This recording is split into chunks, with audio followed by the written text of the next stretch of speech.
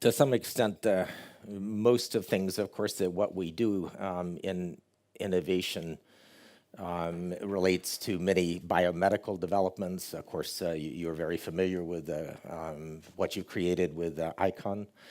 And we're making enormous maps of the brain now, which, as I tell students and residents, when they say, now we can see in living color the connection of the motor cortex down to the brain. And I said, did you not know this existed before you saw a color picture of it? So it's very, very worrisome to me.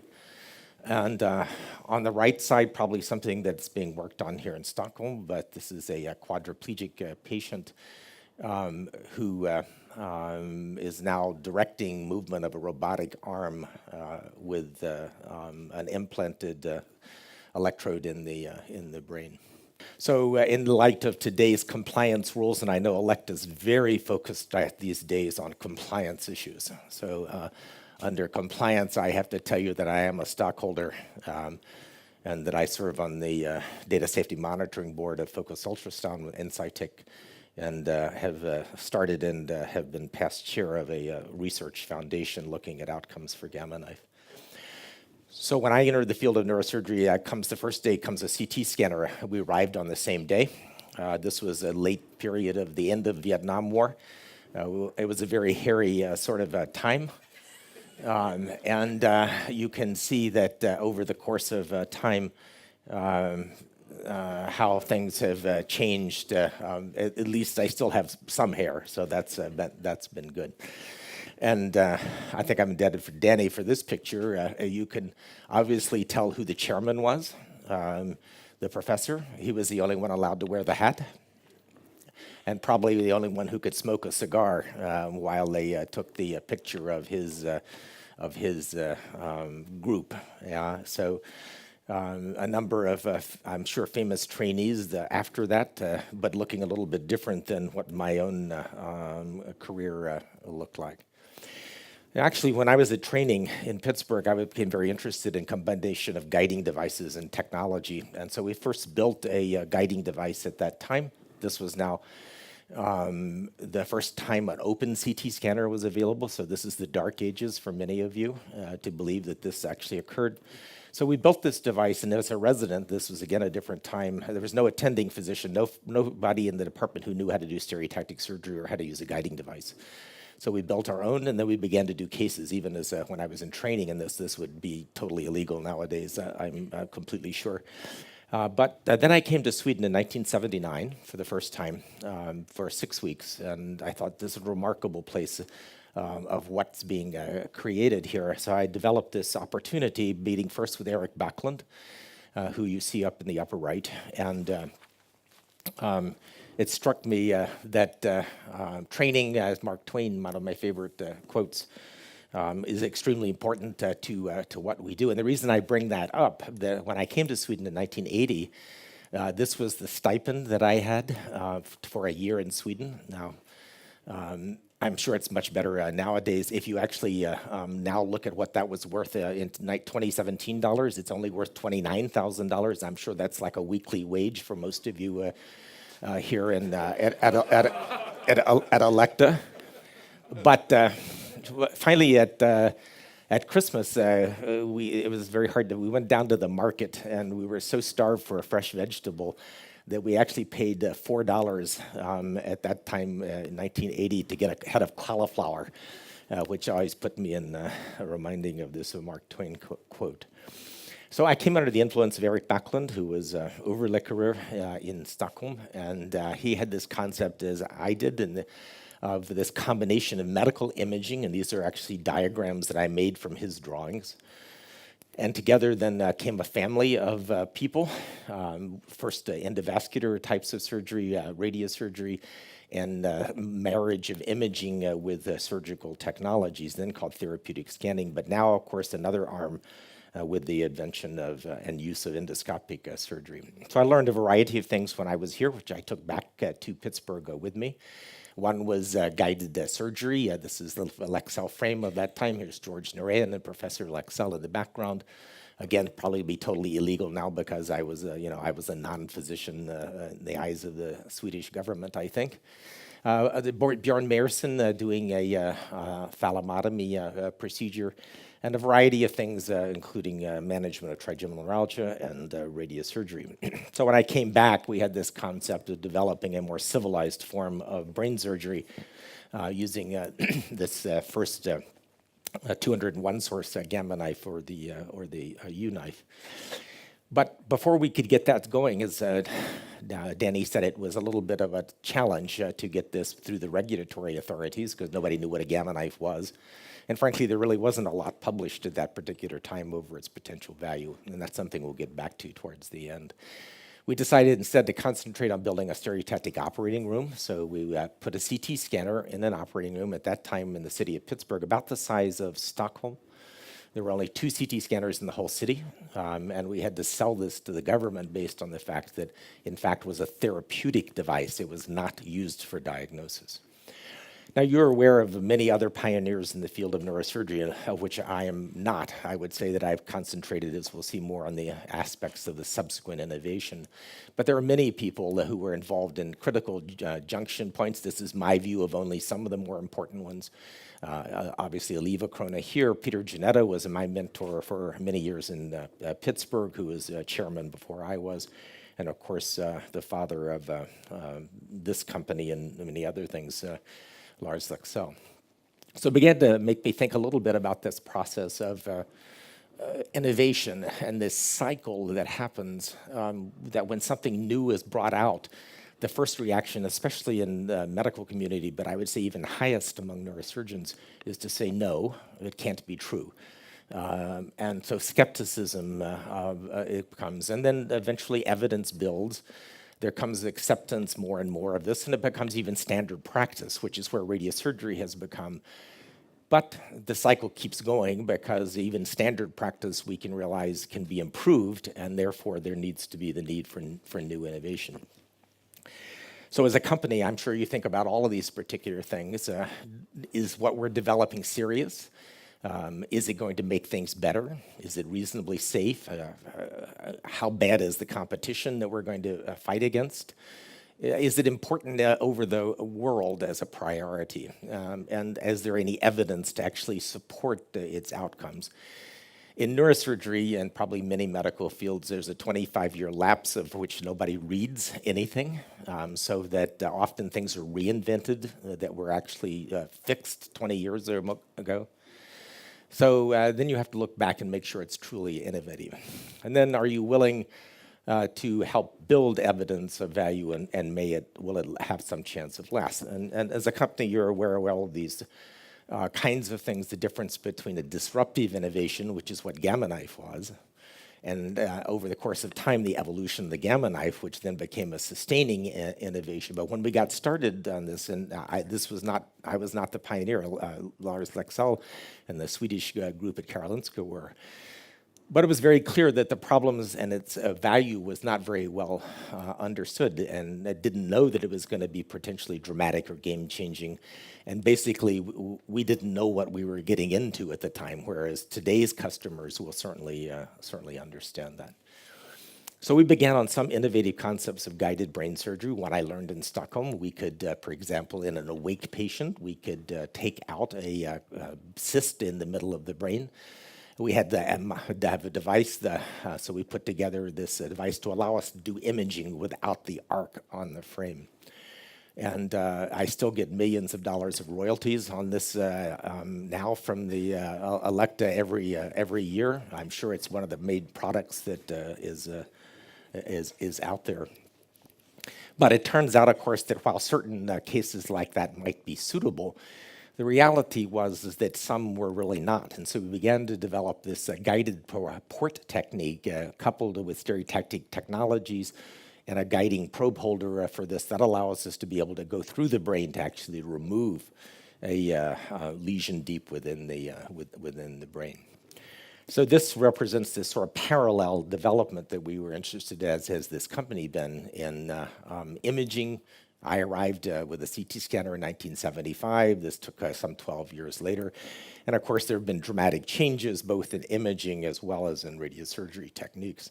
So the wheel band back here with the old U unit, and over the 3 decades, it's now been 30 years, we were able to expand this. So radiosurgery started out as a very limited role for which Lars Lexell related to functional neurosurgery. This had to do with certain patients with untreatable behavioral disorders, certain patients with severe movement disorders.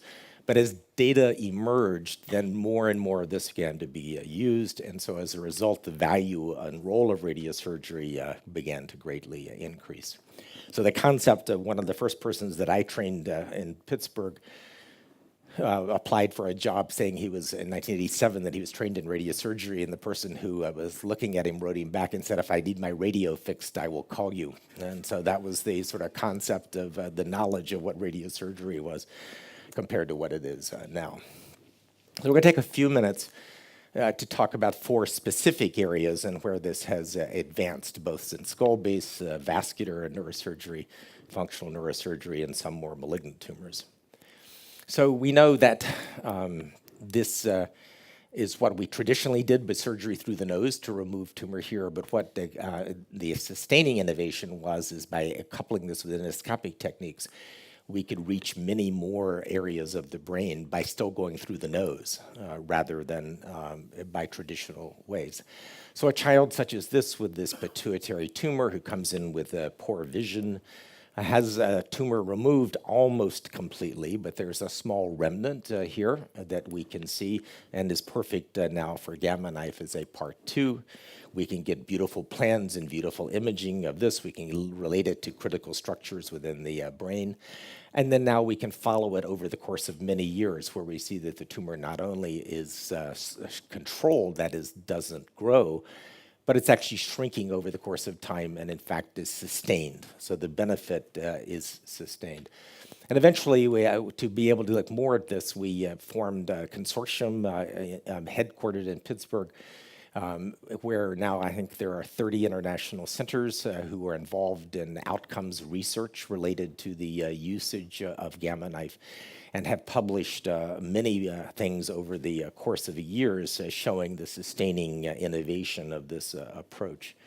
And while at the same time we try to not forget some of the things, some of which I learned in Stockholm when I was here as a fellow.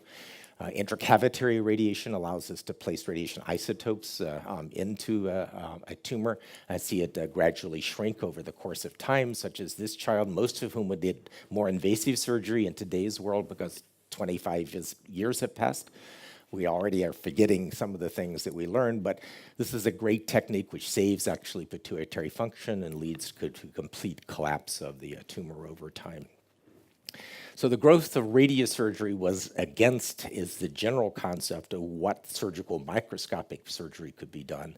And it started out as a relatively small impact on this, looking basically at residual or leftover tumors that could not be surgically cured. And then it began to grow, and as it grew, it ends up with a huge impact on what we now know one of its major worldwide roles, which is in cancer management. And still having an impact on a variety of things such as vestibular schwannomas or acoustic neuromas, for which there are still big arguments as to what's the best way to do this. But for an acoustic neuroma, we can do these very elegant plans that are 3D conformal. This is a 90-year-old patient that has this growing tumor. And we know that after these many years of 30 so of looking at this, the risk now of facial nerve problems, 1%, feeling nerve, 3%. And then patients who have useful hearing, saving hearing in up to 75% of patients. And we can see over the course of time that the tumors, even larger tumors such as this starting out at the time of Gamma Knife, gradually shrinking with sustained growth, but a different outcome. Not now you see it, as most surgeons think. I want to see it, take it out, and now I don't see it on the scan. The goal of this change, the goal is now you see the tumor, now you still see the patient, but the tumor is going to be controlled or shrink over the course of time. And then we began to look at certain subfields of this. So cystic tumors, which is one of the things that all my colleagues say, well, these won't respond. These are tumors with small bubbles within them. And in fact, by looking at this over the course of many years, we can see that the tumors that picked up the dye actually shrank, but not nearly as much or as fast as the tumors that had small cysts or even larger cysts associated with them. And what about hearing? Could we do better in the course of hearing? And one of the things we found is that if we did this sooner in patients with these tumor, which now there's a big push, at least in the US and perhaps some centers, just to watch and don't do anything right now. But we found in fact, the hearing preservations were much better over patients if they were treated within 3 years of diagnosis rather than continuing to wait. For patients who have leftover or recurrent tumors after prior surgery, we have a 93% chance of hearing of some type, but we have tumor control rates in the patients with residual or recurrent tumors of 94%. So how does this change what we do as teachers in the field? And that is we have to begin to adjust because in our case experience over the course of time as the Gamma knife role began to grow and mature, then what happens is more and more of these patients have that approach rather than going through open surgery. Now, skull-based tumors such as this meningioma, often considered a big testament of skill for neurosurgeons, instead a goal being to get the tumor to stop growing over the course of time.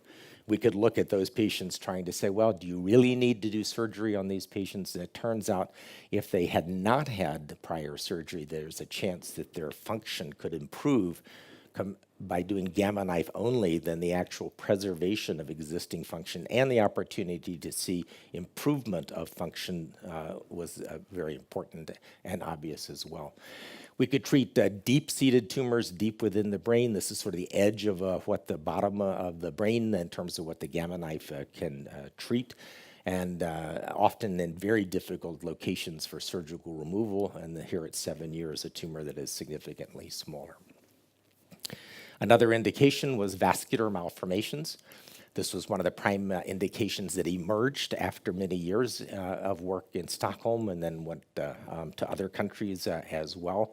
With this concept of AVMs or blood vessel malformations located in critical areas of the brain, this one would be in the motor area of the brain. We can treat this type of problem with radiosurgery very effectively to get it to close. And even ones where nobody in their right mind would consider doing surgery for, one located within the brainstem itself, we can treat with Gamma knife alone, not by trying to embolize it, for example, and 3 years later see complete obliteration of this AVM. And then in a multi-center group that we looked at, a large group of patients over the course of time, we could actually detect now what was the risk while we're waiting for the AVM to close, less than 2%. And the risks of a side effect are usually temporary, relatively low in group of patients that eventually would have a high risk of bleeding and death if nothing is done. We then began to, based on volume of cases, began to increase in difficult locations. We could develop guidelines for what was needed to get rid of this AVM and what was safe. So that was largely unknown when the first patient was treated here in Stockholm with an AVM. Nobody knew what the dose was. Nobody knew what the effect was going to be. But over the course of time, we could look at this case experience and begin to predict what was the risk of a side effect by doing Gamma knife versus the location of the AVM. We began to look at what other vascular problems that these patients had. Some had bubbles on the proximal blood vessels near it, an aneurysm. If that was not treated, then these patients had a relatively high risk of having a stroke or a hemorrhage from this.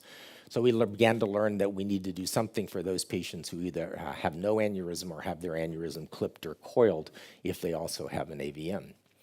We also learned that in certain group of patients for having Gamma knife, that if they had prior embolization, that is a shrinkage effect by trying to put glue into this to shrink it, those patients actually did worse. The outcomes or the chances of closure of the AVM were much worse, and actually the risks of both were simply higher than they should be. And again, we've looked at this in multi-series cohort groups. The advantage of having a large database, which we began to create in 1987 when we treated the first patient, is that we could then begin to look over many years, and by combining that data with other centers, we could look at the overall benefit. We also looked at larger volume ones, the ones that nobody wanted to do anything with, and we looked at it from the standpoint, well, we could do this in 2 or more stages using a treatment of one volume and then a second stage treating another volume with the goal of eventually getting rid of the AVM. We even looked at ones which became somewhat controversial over time. These are vascular malformations often located in critical areas of the brain. And if we treated them, we could stop the rate of bleeding or strokes from these dramatically within about 2 years, and then down to a very low risk after that with treatment of this using Gamma knife. And when we published the article on this, it's one of the things that we'll talk again a little bit at the end, when you look at skepticism or rebuttal. This article came out, and then from my friends at the Karolinska Institute at that time came a rebuttal article, which was 3 pages longer than my article, saying about how you shouldn't do this kind of thing. But we kept going. So we talk now, switch gears a little bit about some functional indications. One of the things I learned in Stockholm was how to reach the Gasserian ganglion through a needle. This is actually, again, a very old technique using a guiding device from 1933 here in Europe. And I learned about treating trigeminal neuralgia by placing glycerol into the nerve through a needle. But then I also learned that actually Gamma knife would be a very effective technique with less likelihood of causing much feeling loss or sensation loss. So we could make these beautiful maps using MRI scan of the target. We could look at outcomes, saying that the patients had a good chance of pain relief. Up to 80% of patients are either pain-free, 65% pain-free off medication, others improved and reduced medication. We could do it again if we needed to. If there's a relapse over the course of time, a second procedure could be done, a little bit different target, maybe overlapping a little bit. And we could look at, again, the timing of when to do it. And as we might expect, a person who has had a problem for fewer years is more likely to do better than a patient who's had a problem for many years that's been ignored. So in looking at this particular thing, we could say that patients with a short duration of pain had the best chance of a long-term pain relief, but after many years of pain, then the pain relief permanency really went down, and we could see the number of patients with permanent complete pain relief began to fade compared to the ones who were treated earlier in their diagnosis. Over the years, we also did a variety of animal types of work. The baboon work, of course, can't hardly be done anymore. But one of the things that needed to be found out was what actually happens to this nerve when you do Gamma knife. Baboon has a very robust nerve. Here's the normal lining of the nerve cells, the myelin sheaths. And 6 months after doing Gamma knife for this nerve, we could see that we were, in fact, obliterating and causing demyelination of this nerve, which is one of the means by which it actually works. More recent work done with a colleague in our group, Dr. Musavi, began to look at outcomes based on something that nobody ever talked about, and that is we give everybody the same dose based on that's what everybody did. The reality is that we actually need to adjust the dose based on the volume of the nerve, because the nerve can be small or big or long or short, depending on the patient. And it turns out when we look at the actual dose delivered, if we can keep the dose in this 1.4 to 2.7 millijoules of energy to the nerve, that these patients are the patients who have the best pain relief and the least sensory loss, which is in fact the goal of the procedure, at least the best outcome. With new imaging techniques, we maybe actually see the nerve and detect the myelin sheath of the nerve and actually quantify the amount of myelin in there. We can then do targeting based on that. We can add special imaging thanks to this high-density fiber tractography looking at the trigeminal nerve. We can then put a shot here, and we can actually count the myelin fibers in the nerve using this type of technology. So one of the things that was brought to my attention, Doug Conziocco, of course, worked with me for many years. He had a medical student who's interested in neurosurgery, is this concept of how does something happen eventually to get accepted in the field as a viable or useful alternative. And this concept of progressive scholarly acceptance, I think, is quite true. And that is when you first start out with this new technique, as in the case of trigeminal neuralgia, we see a variety of publications sort of saying, well, yes, yeah, we did it, okay. But eventually what happens is that long-term outcome data begins to happen. Then this now is not the usual sort of, well, I treated 5 patients or 8 patients. It's this is what the long-term benefit it was. And at this point when these lines cross, that this now becomes something that's been shown to be of value in the medical literature. Now, what about thalamotomy? We do this, one of the original indications for which Lexel wanted to use the gamma knife, and one of the earliest indications in pain, treating movement disorders for patients with either essential tremor or Parkinson's disease. We can do staged procedures in patients who have a good response to the first stage. A year later, we will end up doing it for the other stage. We don't have to worry about patients who are on blood thinners or other reasons that make surgery of traditional type or even deep brain stimulation to be not feasible. And again, going back to the concept of combination of imaging with technology, the plans for imaging have become fantastic in terms of what we move. This is a standard MRI scan to look at the VIM nucleus of the thalamus. We can give the dose which we think is appropriate to be able to control tremor. But this is a patient's own brain map. We don't have to use atlases anymore. This is a 7T preoperative imaging, which we can't do with our guiding devices on. We can do this without that, and then we can co-register them to the images. We can put in the maps to be able to identify the appropriate target of this, and more importantly, the complication, which is if you miss target here, then you cause a arm or leg weakness on the other side of the body. We can actually segment the thalamus into specific nuclei. We can use diffusion imaging to be able to perform this high definition mapping of the target to interrupt, which is the one that's associated with the tremor development in patients. Now, for cancer or malignant tumors, of course, the greatest growth, or the reason that the gamma knife, I think, is sustained, was the finding that it could be used in metastatic cancer when it's spread to the brain. And the reason was that when we surgically remove these types of tumors, we can take this lump out, but we don't solve the problem that there are all these cells that are on the periphery of this target. So in the old days, this was what we would do. We see this and take it out. Now you have the nice thing, but that's not what this patient had. This patient had gamma knife for this, even for this larger tumor. No craniotomy, no surgery. And over the long run, we could determine that we could control tumor growth, and the cause of death could be moved from cancer in the brain to cancer somewhere spreading in the body. And so the push could go back to our communities of neuro-oncologists. Concentrate on how you're going to save the patient from systemic disease rather than from the brain. And then it became very visible in multiple publications over the course of time that the most important thing we had to do with cancer was to kill the tumor, but not the patient or their brain at the same time.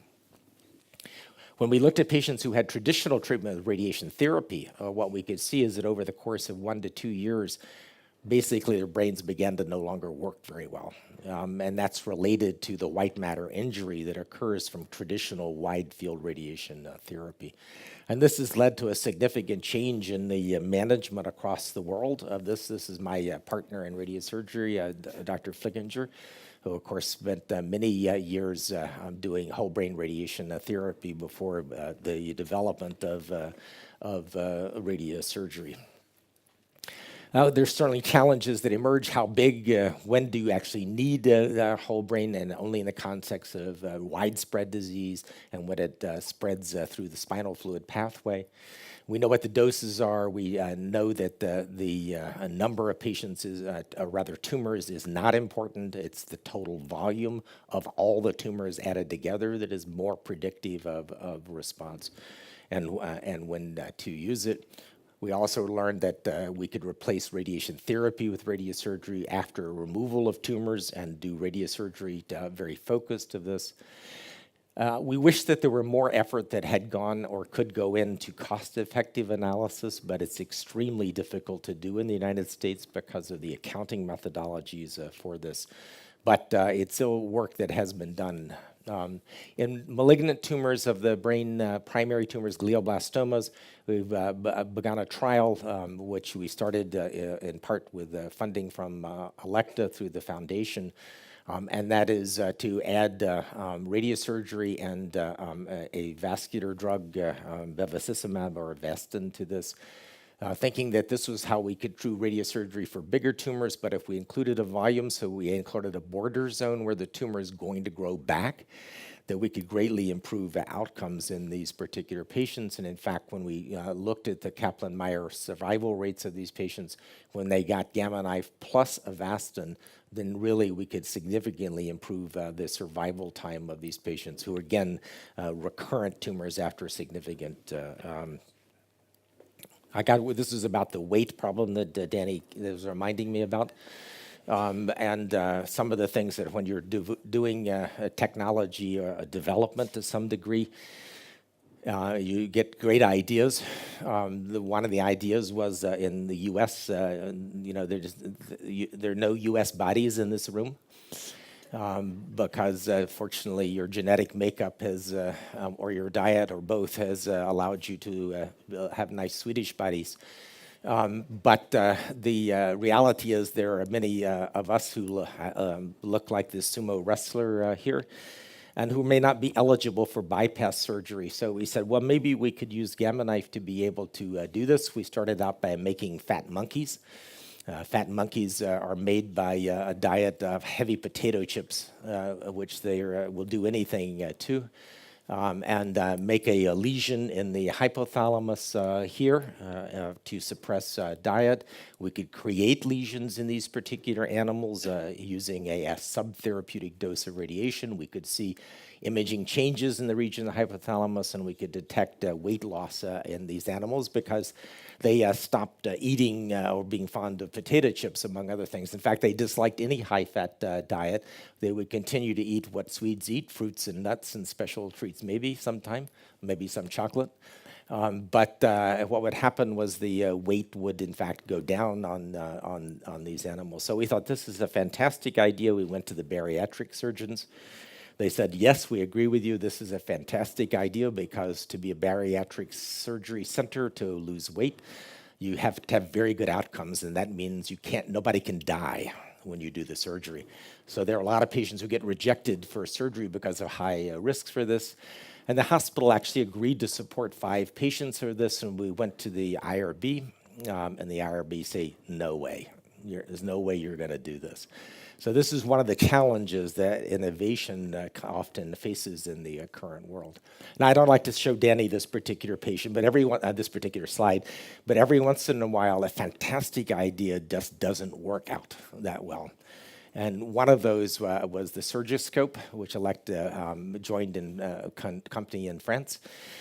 And I thought this was a fantastic idea, mounting the microscope to a surgically guided instrument. But the reality of in the operating room, it was literally like driving a Sherman tank in the operating. In this particular picture, I'm doing something in the microscope. The nurse is left in despair, and the chief resident had to turn over to pass instruments because everybody else had given up. And then there are a few other things. One of the early generations, and there was a lot of interest in intraoperative MRI scan, but the early generation devices really were not optimized in terms of thinking that there has to be a surgeon or surgeons who has to fit in there to be able to do this particular case. So in certain cases, I was serial number 5 with the Gamma knife, and it worked out very well. But there's some technologies where that's not the case. And there are many centers that are still trying to make a decision. They're serial number 350 or whatever it is now of Gamma knife.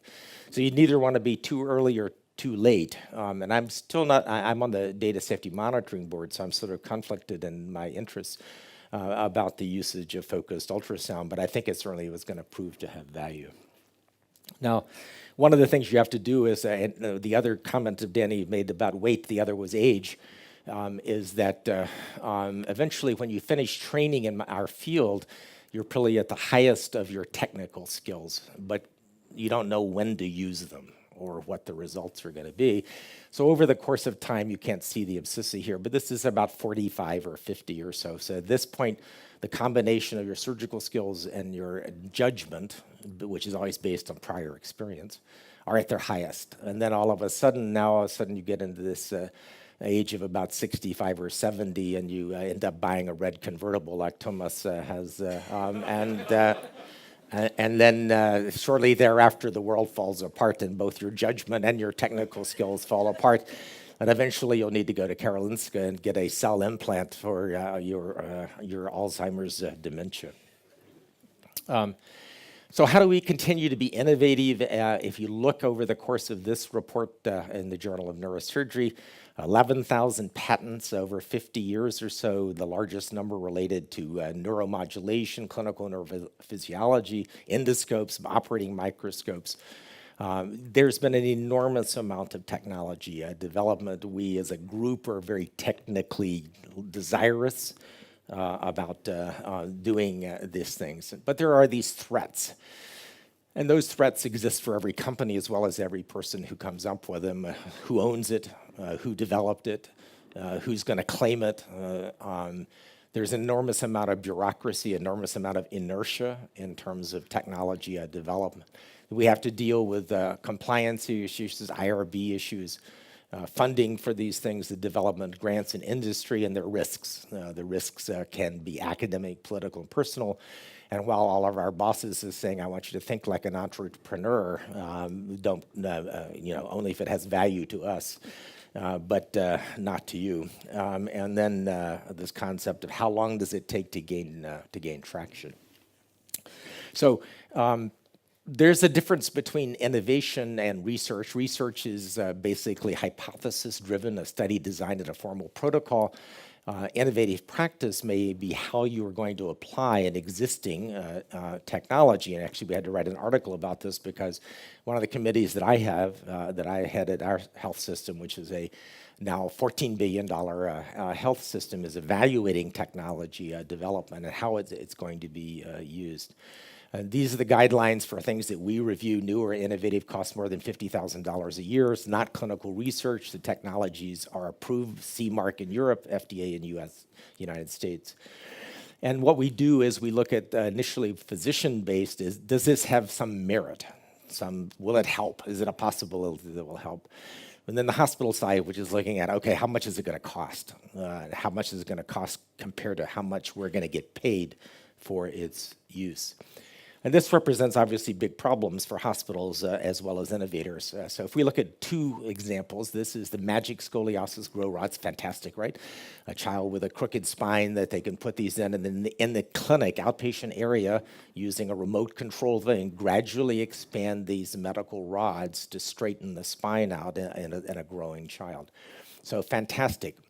And when we looked at this is fixed in terms of how much the hospital could cost. The net loss per case is $25,000 to $30,000. So how does the hospital survive in this? Another example in the neurosurgery realm, perhaps being done in Sweden, is suppression of seizures by placement of an electrode in the brain. The actual receiver is placed in the skull. And then it recognizes the seizure and then stimulates the brain to stop the seizure from occurring. So the net loss per case on this, the device itself costs $37,000. So every time a patient has this particular device, the hospital loses $18,000 or $20,000. So that's going to make it extremely difficult to sustain this particular technology. This particular patient here that I showed you earlier is the patient with electrode quadriplegic, no arms, no leg function, with electrode planted in the brain. This particular patient was done on the basis of a $130 million DARPA grant from the US government, okay? Can we really spend that much money in technological development to treat it as an example of a single patient? Knowing the desperation of this patient, but what about our other patients and other indications? One of the things that's really changed over the course of time and how we all operate is that we all work as part of a group right now and have to function as a unit. That's how Pittsburgh won 2 Stanley Cup rings in a row. By working as a cooperative group. And so as we support change, we have to still go back in innovation. We have to think about these that maybe, as we said earlier, can we make things better? You have to be willing to challenge the existing voices that are out there. You have to have a long-term commitment to proving its value. Flexibility in thinking, sometimes the challenges of your colleagues, having perseverance is important. Working carefully with industry, but in partnership with industry is very, very important as well. And then to publish, as we said, and Danny said earlier, in peer-reviewed literature. So this is actually Sam El-Mefti, who took our course for some unknown reason. He was actually a prior Olivecrona but he's been a big opponent of Gamma Knife over the course of time. And when he took the course, I think his real goal is he wanted to do my lobotomy. Innovation is, in fact, extremely important. And there are a number of great quotes about this. But from my Swedish experience here, I think it's very important to understand the challenges that all of us have in terms of what's the carrot and what's the stick that makes us do things. Actually, this is more of an update of what our group has done, and I want to re-emphasize our group. While I think that nothing that we have published has been done without very intense review, and what we've done, because we have now 15,000 patients as of this week that have been done in Pittsburgh with Gamma Knife. We set up a database to be able to follow and track these particular patients, and this gave us opportunity for residents, students in training to go back and look at individual outcomes, which if we hadn't had that database, we would have never been able to do that. So in this 25-year cycle from the birth of an idea, say of Lars Leksel's, its initial evaluation in Stockholm, leading to earlier publications, then the usual no, it doesn't work type of thing coming out, and eventually it does gain traction in our world of neurosurgery. So I tell people that are in training in our field, as you're beginning to think, as I did in 1978, 79, what needs to change, what is changing to try to predict the future. And at that particular time, radiosurgery and functional surgery were just beginning to reawaken in the field of neurosurgery. You need to think about, as a career choice, of what to concentrate on. What's building out in the water that has a wave of interest, or even earlier, the first swell in the ocean. Rather than thinking about all of those things that have become fully accepted in the field, for which there's very little to be gained from an academic career standpoint. I'm going to talk a little bit about this icon for things that this is a sustaining innovation, but I think that this is something that I'm hopeful that Elekta is going to continue to work on, because there are a number of projects that would allow this to continue to get better. Because companies need to listen to all of us, and we need to listen to companies to work better as we identify the sustaining innovations that are going to keep the disruptive innovations in track. So my colleague, Ajay Narayan, who's helped me with 20 years of work with this presentation, I would like to give a special thanks to, in the hopes that our future generations will also stay involved in both clinical innovation and in research. There's always a better way to do it, and I think that fortunately I came across one technology which obviously allowed me to help make a career, but also one that I think has been very important for the company that has made this technology. And we've been pleased to be part of the team that's helped in device development over the course of time, so that Gamma Knife could very much become a sustaining technology rather than just a disruptive technology. So thank you very much for including me in the lecture group. I'm always delighted to be back in Stockholm. It looks just like Pittsburgh, so I always feel just at home. Thank you.